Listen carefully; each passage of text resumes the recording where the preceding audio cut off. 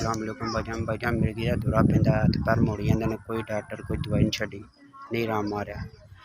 हुण मैंटल हस्पताल दवाई लै रहे हैं फिर भी दौरा पै जांदा। गिरा दौरा पैंदा सी, ब्याह मेरा होया सी, बीबी ने तलाक ले ली मेरे गिरा दौरे तो। मेरे गिरा दौरा बहुत ज़्यादा पैंदा भाई, मेरे गिरा दौरा पैंदा भाई, जिथे मर्जी दौरा पै जाए हत्थ पैर फुल जांदे ने, सिर मूँह फट जांदा, थल्ले डिग पैना, होश नहीं रहिंदी। बमार आदमी है तो दर्द का कोई असर नहीं भाई।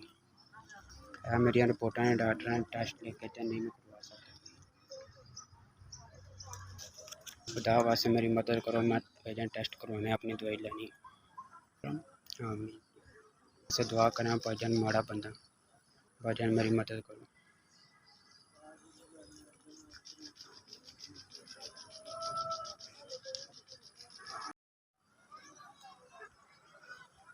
अस्सलाम वालेकुम। तुसीं सानूं 5000 रुपया दित्ता, अल्लाह पाक तुहानूं खुश रखे, पाक रखे, अल्लाह तुहानूं बहुता दे। तुसीं वंडदे रहो, अल्लाह पाक तुहानूं तरक्कियां इन्नियां देवे, तुसीं वंडदे ही रहो, नसीब करे, अल्लाह पाक तुहानूं होर हिम्मत दे वंडन दी, अल्लाह पाक तुहाडी ज़िंदगी करे, अल्लाह पाक तुहानूं सेहत दे। तुसीं साडी दवाई आस्तै मदद कीती, अल्लाह पाक तुहानूं होर दे। तुसीं मेरी दवाई आस्तै मदद कीती, अल्लाह पाक तुहानूं होर दे, अल्लाह पाक तुहानूं इस गल्ल दा अजर दे। तुसीं साडे माड़े बंदे दी मदद कीती, अल्लाह पाक तुहाडे